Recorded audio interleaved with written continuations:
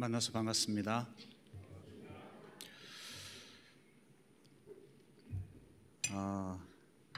지구도 아닌 화성에 있는 개척교회 목사를 이 귀한 자리에 불러주셔서 영광입니다. 제가 부목사로 섬기던 교회에서 제가 봉담에 개척을 하게 되었다고 광고를 하고 나니까 예배 후에 인사하는 분이 계셨어요. 목사님, 분당에 개척하신다면서요? 축하드려요. 분당이면 목사님 스타일하고 잘 맞을 것 같아요. 분당이 아니라 봉담입니다. 아니, 봉담이 어딘데요? 네, 화성에 있어요. 그랬더니 이분이 저에게 목사님 힘내세요, 이렇게 이야기를 하시더라고요. 그때 제가 알았어요.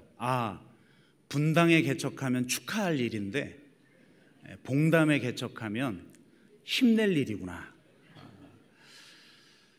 실제로 정말 봉담에 개척하면서 힘내야만 하는 일들이 참 많았습니다.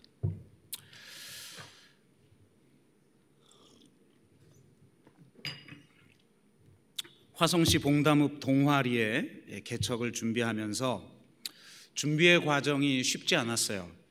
한 달 만에 개척을 준비해야 했고 참여자는 적었으며 개척 지원금이 기존의 지원금의 6분의 1로 줄어서 사택을 얻을 돈도 없었습니다. 힘든 상황이 되자 어떻게 나한테 이럴 수 있지 하는 그런 원망의 마음도 들었습니다. 준비하는 과정이 너무나 힘들어서 하나님 앞에 기도할 때 하나님께서 제 마음의 섭섭함의 정체가 무엇인지를 보여주셨습니다. 주님께서는 제가 제로 포인트에 서지 않았기 때문에 네가 섭섭한 것이다 라고 말씀하셨습니다. 제로 포인트는 어떤 것도 기대하지 않고 어떤 것에도 의존하지 않고 모든 것을 내려놓는 자리입니다. 그 자리에 서면 잃을 것도 없고 부족한 것도 없는 법이죠.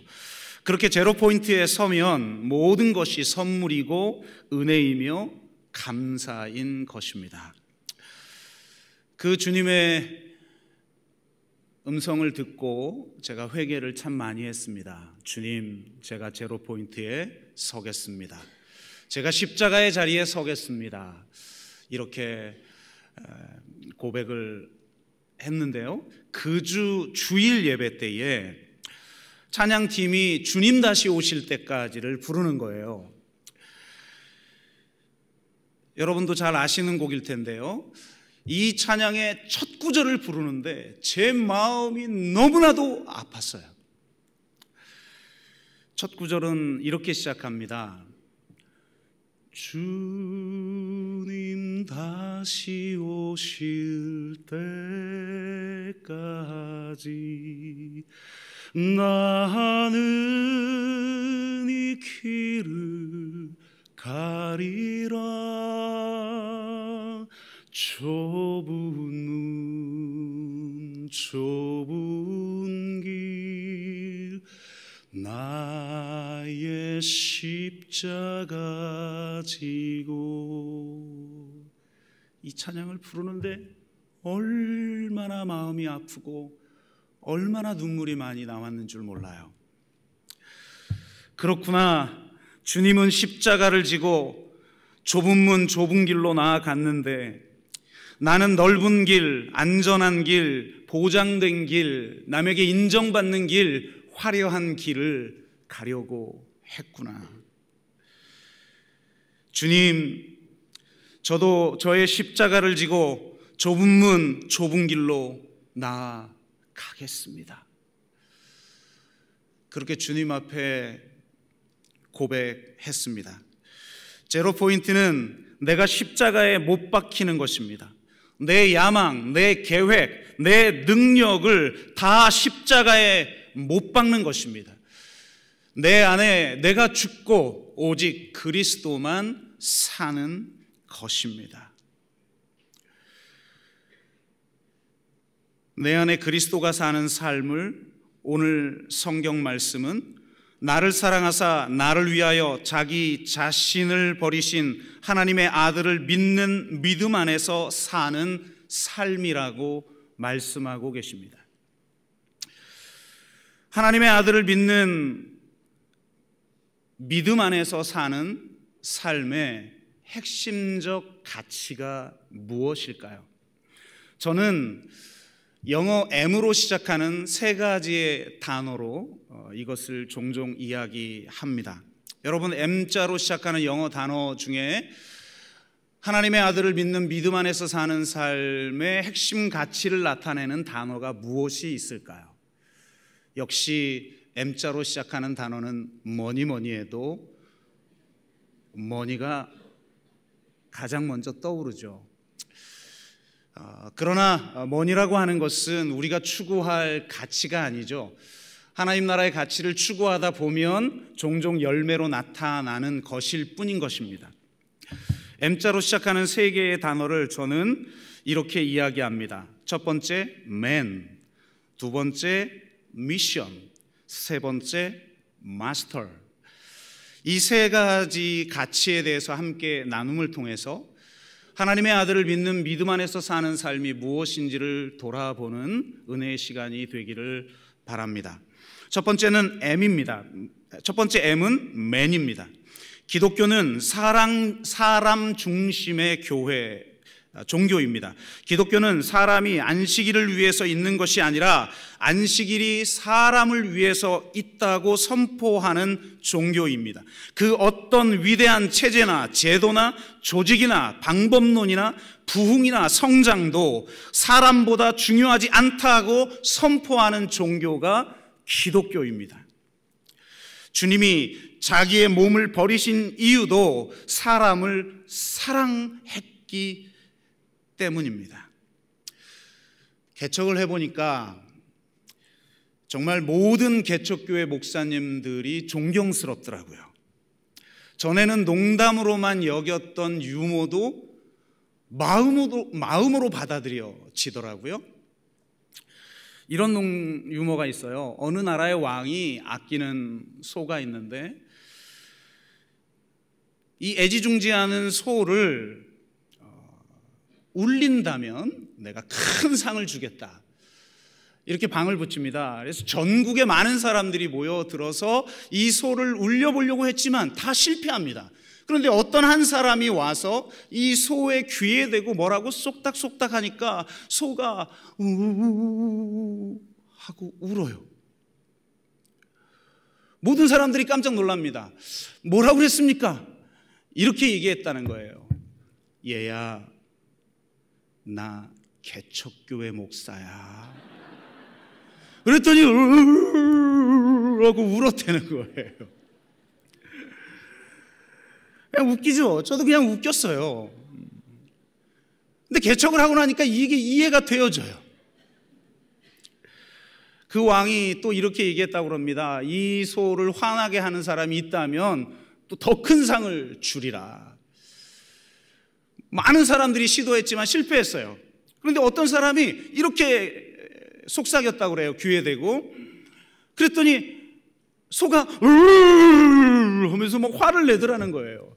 아니, 뭐라 그랬길래 이렇게 화를 냅니까? 했더니 그분이 이렇게 얘기하는 거예요. 얘야, 나랑 같이 개척할래? 그랬더니 뭐 화를 냈다는 겁니다.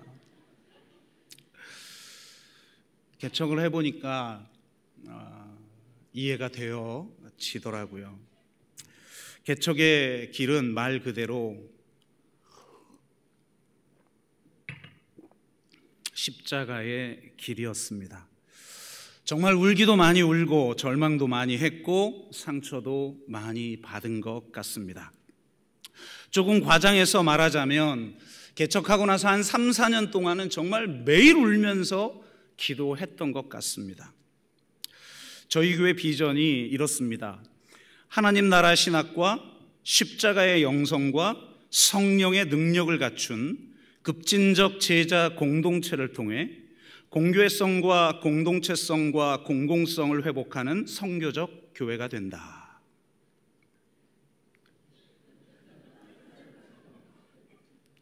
비전만 들어도 쉽지 않은 교회인 것 같죠? 기존에 있는 또 하나의 교회가 아니라 지금 이 시대에 하나님의 영광을 회복하는 교회의 본질, 복음의 본질을 회복하는 새로운 교회가 되기를 원했습니다.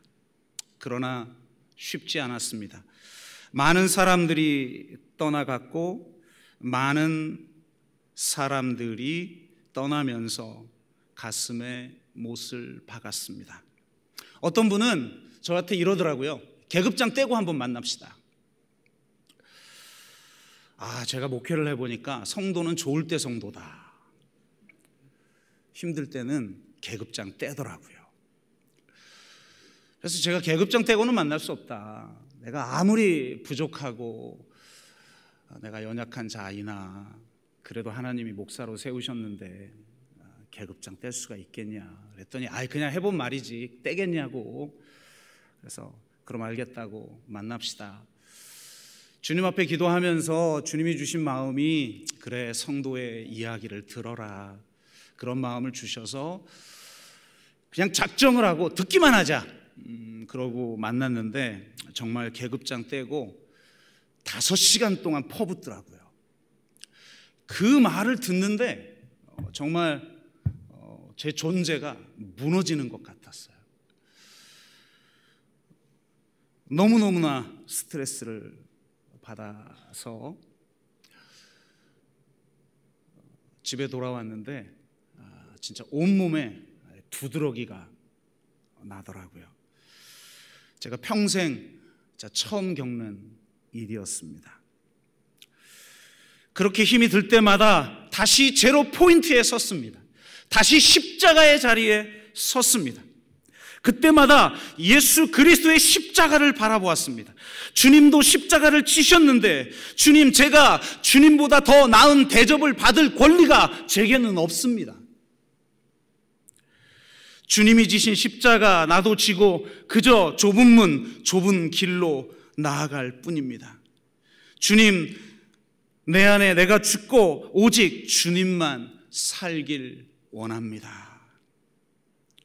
이렇게 기도하면서 버텨냈습니다. 하지만 사람들이 좀 힘들게 느껴졌습니다. 내가 이런 곳에서 이 고생을 하고 있는데 왜 사람들은 이렇게 알아주지 않는 걸까? 왜 이렇게 배우려고 하지 않고 비판하는 걸까? 왜 내가 피를 토하면서 설교를 하는데 이토록 변하지 않는 걸까? 이런 생각을 품다 보니까 제 마음에 환멸과 분노가 있었던 것 같습니다. 어느 날 말씀을 묵상하며 기도하는 중이었어요. 목회를 포기하고 싶을 정도로 힘들었지만 그저 십자가 바라보며 주님께 순종하겠다고 말씀드렸습니다. 그때 주님이 이렇게 말씀하셨어요. 도영아, 네가 나를 사랑하는 줄 알겠다. 그런데 내가 너에게 맡긴 사람들을 이제 사랑해 줄 수는 없겠니? 그 말씀을 듣는데 정말 아프고 눈물이 났습니다. 그렇구나. 내가 사람들을 변화시키려고 했지 그 사람들을 진정으로 사랑하지 못했구나. 얼마나 위대한 사명을 감당하고 얼마나 많은 열매를 맺느냐보다 중요한 것은 사람을 사랑하는 것입니다. 주님 앞에 이렇게 고백할 수밖에 없었어요. 예, 주님, 제가 사랑하겠습니다. 주님이 저를 사랑해 주신 것처럼 제가 사랑하겠습니다. 그렇게 결단하고 나니까 마음속에 있는 환멸과 분노도 사라지고 성도들을 사랑하게 되고, 사랑하니까 성도들이 변화되더라고요. 여러분, 갱신이를 하면서 가장 힘든 게 무엇입니까? 사람에 대한 환멸 아닙니까? 원수 같은 사람들이 아니라 도리어 나와 가까운 사람들이 여러분에게 상처를 주지 않습니까? 그때 반드시 기억하십시오. 사랑은 환멸을 견디는 능력이라는 것을. 하나님의 아들을 믿는 믿음 안에서 산다는 것은 주님이 그렇게 하셨듯이 우리도 환멸을 견디는 능력으로 오직 사랑하는 것입니다. 이것이 기독교가 말하는 최고의 가치인 것입니다. 두 번째는 미션입니다. 하나님은 우리에게 사명을 주십니다. 하나님의 아들을 믿는 믿음 안에서 산다는 것은 하나님이 주신 사명을 가지고 산다는 것을 의미합니다. 사명이 무엇일까요? 성경에 나타난 하나님의 구원 이야기와 지금 이 시대 가운데 일하고 계신 하나님의 구원의 이야기와 내 인생을 통해 만들어 가시는 하나님의 구원의 이야기가 만나는 지점, 그게 사명입니다. 여러분은 어떤 사명을 가지고 계십니까? 우리에게 주신 사명이 무엇일까요? 어느 날 예수 그리스도의 치유 사건에 대해서 묵상하다가 제가 굉장히 이상한 대목을 발견하게 됩니다. 마태복음 8장을 보면 수많은 치유의 사건이 나오는데요, 이때 사람들의 반응은 다 놀라워하고 하나님을 경외했어요. 그런데 마태복음 9장으로 넘어가서 중풍병자를 고치는 사건에서는 아주 다른 반응이 나타납니다. 왜냐하면 예수님이 이전과는 다른 방식으로 치유를 했기 때문입니다. 예수님은 중풍병자를 향해 이렇게 말합니다. 내 죄 사함을 받으라. 그러자 서기관이 심중에 이렇게 생각합니다. 이 사람이 어찌 이렇게 말하는가? 신성모독이로다. 예수님의 수많은 치유 사건을 바라보며 많은 사람들이 하나님을 경외하다가 갑자기 이 대목에서 이렇게 반응해요. 신성모독이로다. 오직 한 분 하나님 외에는 누가 능히 죄를 사하겠느냐. 이들의 중심을 하시고 주님이 이렇게 말씀하십니다. 너희가 어찌하여 마음에 악한 생각을 하느냐. 여러분, 이상하지 않나요? 예수님이 죄를 사하는 권세를 가졌다는 것은 그 당시에는 제자들도 몰랐어요. 십자가와 부활을 경험하지 않았던 제자들도 예수님이 진정으로 어떤 분인지 알지 못했습니다. 그리고 오직 하나님만이 죄를 용서해 줄 수 있다라고 하는 것은 바로 구약의 중심 사상이었어요. 그런데 왜 이 이야기를 하는 이들을 바라보면서 예수님이 악한 생각이라는 표현을 했을까? 제가 이 문장을 붙들고 묵상을 하다가 놀라운 깨달음을 얻게 되는데요, 성경에는 딱 2번 신성모독이라는 말이 나옵니다. 그런데 동일한 맥락에서 이 이야기가 진행되고 있더라고요. 예수님 당시에 하나님이 죄를 사해 주시는 방법이 무엇이었습니까? 바로 성전을 통해서입니다.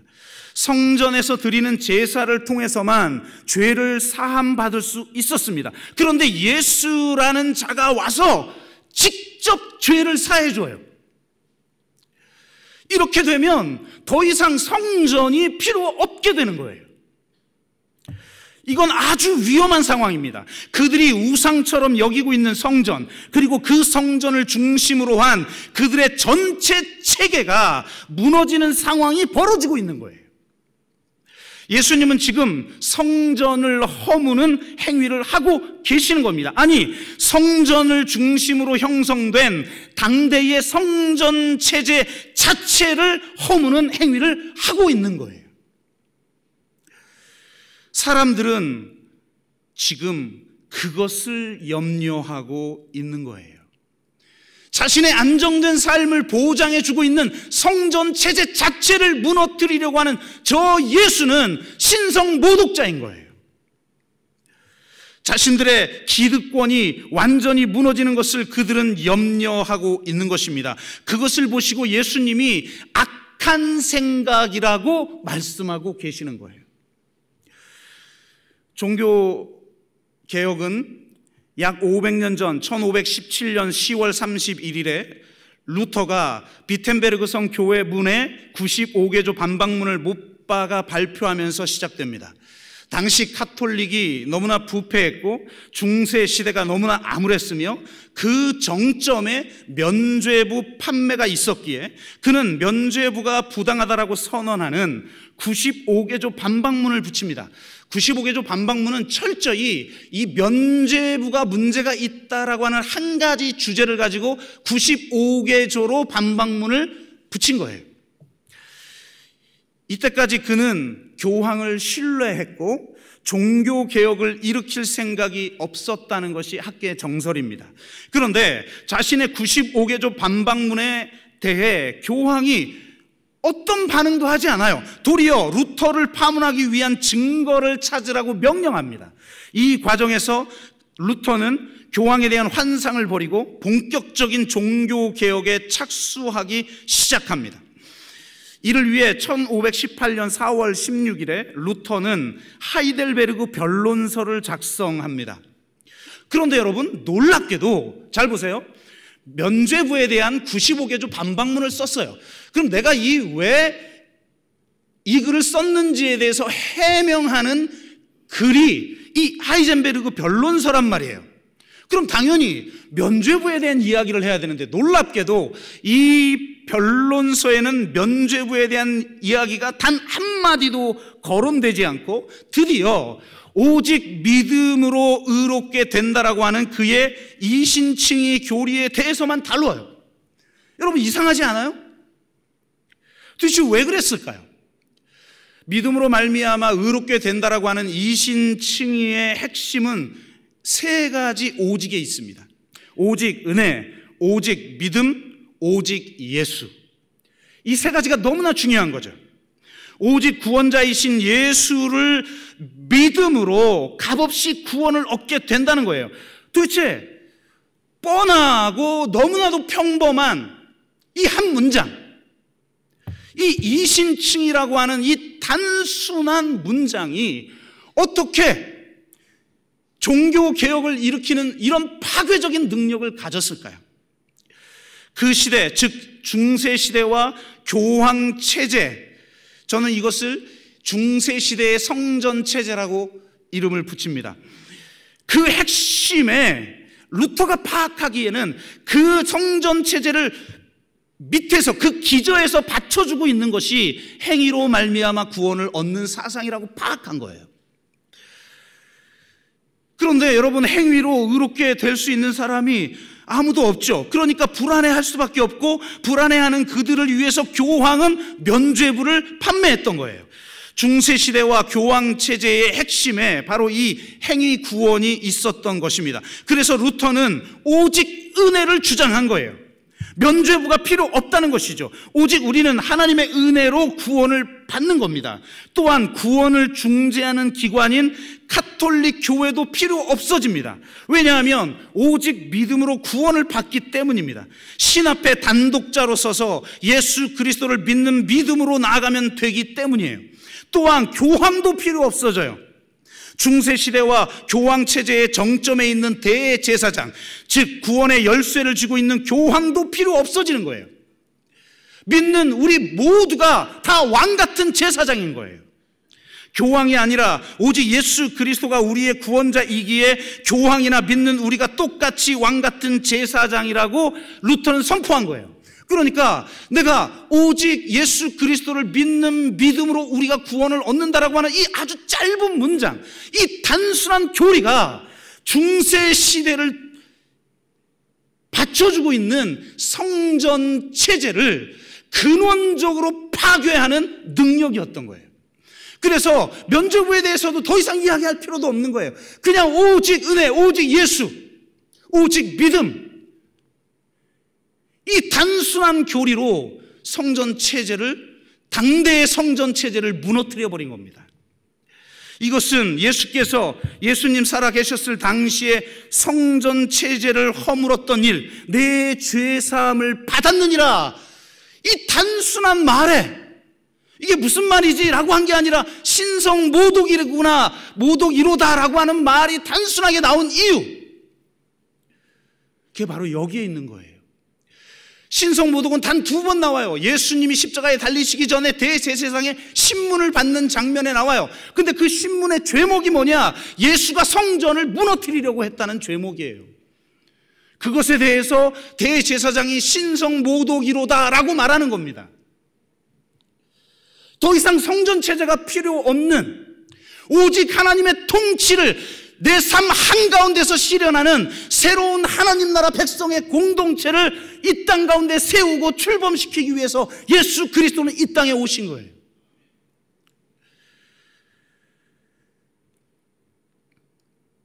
우리는 이 시대의 루터가 되어야 합니다. 우리도 예수님처럼, 루터처럼 이 시대의 성전 체제를 무너뜨리기 위해 부름을 받았습니다. 이 시대의 성전 체제가 무엇입니까? 우리는 새롭게 물어야 합니다. 왜냐하면 지금은 도리어 이신칭의를 말하고 있는 자들에 의해서 하나님의 영광이 가려지고 있기 때문이고, 역사상 가장 부패한 한국교회를 만들어내고 있기 때문입니다. 도대체 이 시대의 성전체제가 무엇입니까? 지금 이 시대는 신보다 강력한 권능을 가진 돈의 신 만몬이 지배하는 시대 아닙니까? 자기 자신이 우상이 되어 오직 경쟁과 성공, 생존과 쾌락을 위해 살아가는 소비 자본주의 시대 아닙니까? 시장체제와 국가체제가 생활세계를 식민지화하고 있는 시대가 아닙니까? 교회마저도 세상보다 더 세속적 가치를 추구하는 탐욕의 집단이 되어버리고 있지 않습니까? 우리는 돈과 성과 권력의 거대한 성전 체제를 통해 우상을 섬기는 시대를 살아가고 있어요. 내가 예수 그리스도를 믿음으로 믿어 구원을 얻는 자가 되어도 이 성전 체제 속에 살아가는 자가 되어버리고 있는 이 시대의 성전 체제를 근원적으로 무너뜨릴 그 본질적인 십자가의 복음을 다시 회복해야 하는 것입니다. 여러분이 하는 일은 단순히 과거에 대한 향수나 교회 정상화나 명예 회복에 관한 일이 아닙니다. 만약 그렇다면 여러분은 그저 다시 성전 체제를 정상적으로 돌이키려고 하는 일일 뿐인 겁니다. 여러분의 사명은 하나님의 나라와 의를 구하는 것이고, 이 시대의 성전 체제를 허무는 일입니다. 이 시대의 성전 체제를 허물고 새로운 하나님 나라 백성의 공동체를 새롭게 세우는 일이 되어야 하는 것입니다. 그것이 바로 저와 여러분의 사명인 것입니다. 세 번째는 마스터입니다. 내 삶과 사역의 주인은 누구인가? 이것이 중요합니다. 오직 하나님을 내 삶과 사역의 주인으로 인정하는 삶, 사역보다 하나님과의 친밀한 교제가 더 중요한 삶, 오직 하나님의 영광만을 위해 사역하는 삶, 이것이 바로 마스터입니다. 제가 주님 다시 오실 때까지 부르면서 제로 포인트에 서게 되었다는 말씀을 드렸는데요, 그 은혜의 시간이 지난 몇 주 후에 특세를 하게 되었어요. 근데 특세 찬양팀이 또 이 곡을 부르는 거예요. 개척하기 전이었기 때문에 더 마음이 절실했을 수도 있어요. 이 찬양을 부르는데 이번에는 두 번째 단락의 가사를 부르는데 정말 너무너무나 마음이 아팠고 또 한편으로는 은혜였어요. 두 번째 단락은 이렇게 되어 있습니다. 나의 가는 이 길 끝에서 나는 주님을 보리라 영광의 내 주님 나를 맞아 주시네. 와, 이 찬양을 부르는데 정말 눈물이 툭툭 떨어졌어요. 그렇구나. 주님을 따르는 자들, 십자가의 길을 걷는 자들, 좁은 문 좁은 길로 나아가는 자들에게 주어지는 영광은 바로 먼저 그 길을 가신 예수님과의 만남이구나.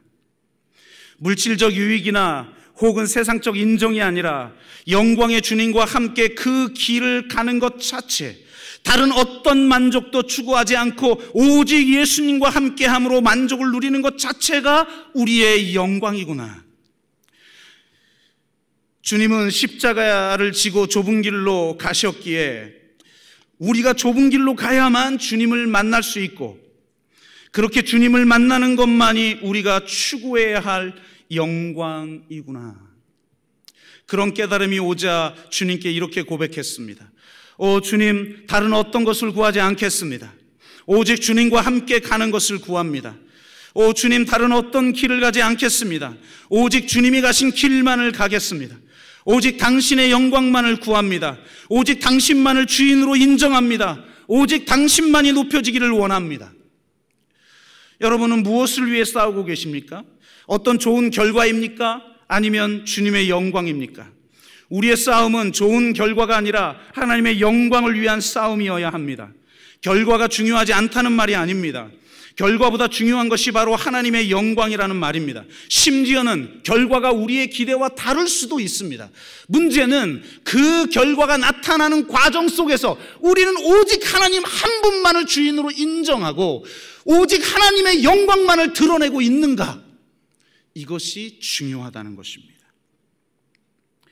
이렇게 우리가 하나님만을 주인으로 인정하며 하나님의 영광만을 위해 살게 되면 하나님이 친히 우리 가운데 임재하셔서 하나님만이 하실 수 있는 일을 친히 행하시는 줄로 믿습니다.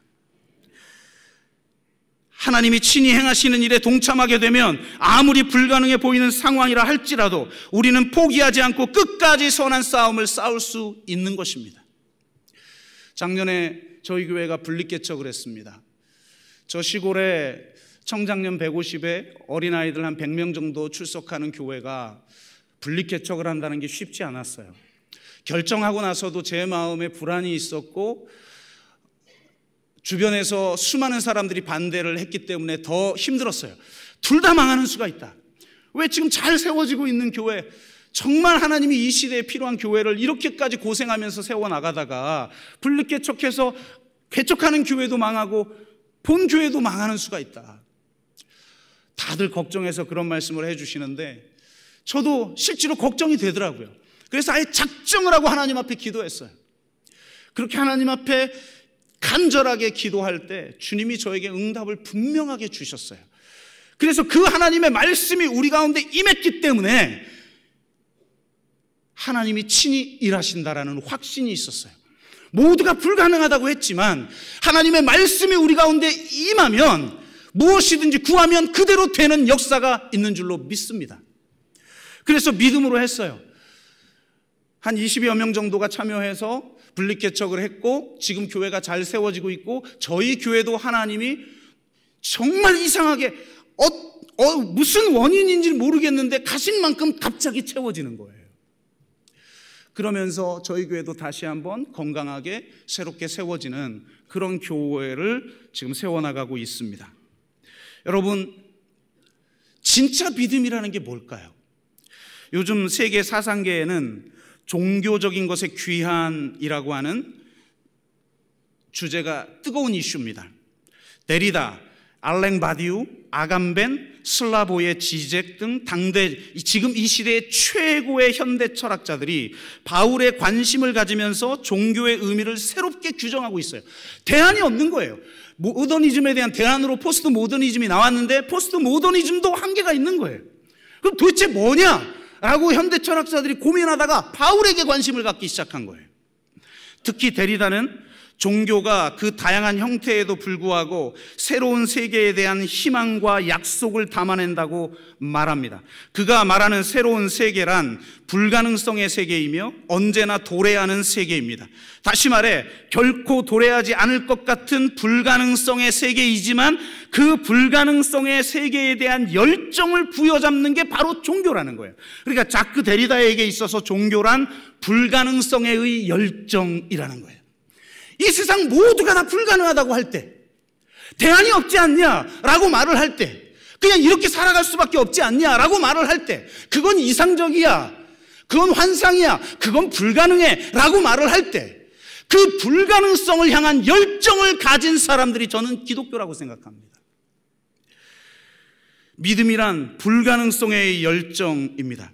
불가능성의 열정을 가진 사람은 인내하고 기다립니다. 하나님이 친히 행하실 것을 믿기 때문입니다. 그 믿음 때문에 소망을 품고 영적 싸움을 포기하지 않습니다. 그래서 버티는 겁니다. 여러분도 지금 버티고 계시죠? 믿음은 버티는 겁니다. 하박국 2장 4절 의인은 믿음으로 말미암아 살리라. 여기서 말하는 히브리 원어는 믿음이라는 단어가 아니에요. 원어의 의미는 견고함, 버팀이라는 단어예요. 그러므로 로마서를 우리는 이렇게 해석해야 돼요. 의인은 그의 견고함으로 말미암아 살리라. 의인은 그의 버팀으로 말미암아 살리라. 그런 면에서 저는 로마서보다 히브리서가 이 하박국서의 말씀을 더 정확하게 사용하고 있다라고 생각하는데요. 히브리서 10장 36절에서 38절은 이렇습니다. 너희에게 인내가 필요함은 너희가 하나님의 뜻을 행한 후에 약속한 것을 받기 위함이라. 잠깐 후면 이가 오시리니 지체하지 아니하시리라. 나의 의인은 믿음으로 말미암아 살리라. 또한 뒤로 물러가면 내 마음이 그를 기뻐하지 아니하리라 하셨느니라. 아멘. 뒤로 물러서지 않는 거예요. 믿음은 내가 선한 싸움을 싸우고 있는 그 전선에서 뒤로 물러나지 않는 거예요. 기다림과 인내는 수수방관하거나 침묵하는 게 아니에요. 그것은 악인들이 자신들의 기득권을 유지하도록 돕는 행위에 불과한 것입니다. 진정한 기다림과 인내는 아무리 패배하는 것처럼 보여도, 눈으로 보이는 것이 아무것도 없어도 그 상황에 굴복하지 않고 뒤로 물러서지 않고 보이지 않는 곳에서 이미 일하고 계시는 하나님을 믿고 끝까지 버텨내는 것입니다. 그렇게 버텨내고 내가 그 전선에서 물러서지 않을 때 하나님께서 친히 행하시고 하나님의 때에 하나님께서 친히 이루시는 것입니다. 그것을 믿고 우리는 오직 하나님의 영광만을 위해서 살아가는 거예요. 그분이 우리의 마스터임을 인정하며 살아가는 것입니다. 이 땅 가운데 공평과 정의가 이루어지는 세상, 생명과 평화가 온전하게 이루어지는 세상, 하나님의 선교에 동참하는 주의 십자가를 짊어지는 급진적인 제자 공동체를 이 땅 가운데 세워나가는 사명이 저와 여러분 가운데 있는 줄로 믿습니다. 그렇게 여러분을 부르셨으니 서로 사랑하시고 현상적인 문제를 풀어나가는 것을 넘어 본질적인 사명을 붙드시고 오직 하나님의 영광을 위해서 살아가는 저와 여러분 되시기를 주의 이름으로 축복합니다. 기도합니다. 하나님, 정말 이 땅에 하나님의 이름이 짓밟히고 있습니다. 하나님의 말씀이 사람들에게 놀림감이 되고 있습니다. 우리가 십자가 앞에 서지 않고, 우리가 피 묻은 십자가의 복음 앞에 서지 않고, 우리가 동전적인 복음을 가지고 이 땅 한가운데서 하나님의 나라를 세우기 위해서 우리의 전 삶을 주께 바치지 않기 때문에 하나님의 영광이 땅에 떨어지고 있습니다. 주님, 이 예배 가운데 임재하여 주셔서 하나님의 공의와 정의가 이 땅 가운데 임할 수 있게 하여 주옵소서. 십자가의 피 묻은 복음에 의해서 이 땅 가운데 하나님의 나라와 의가 이루어지고 생명과 평화가 온전하게 이루어지는 세상이 되게 하여 주시며 오직 하나님의 영광만을 위해 살아가는 급진적인 제자 공동체가 세워지는 그런 예배가 되게 하여 주옵소서. 주께서 함께 하시는 줄로 믿사옵고 예수 그리스도의 이름으로 기도드리옵나이다. 아멘.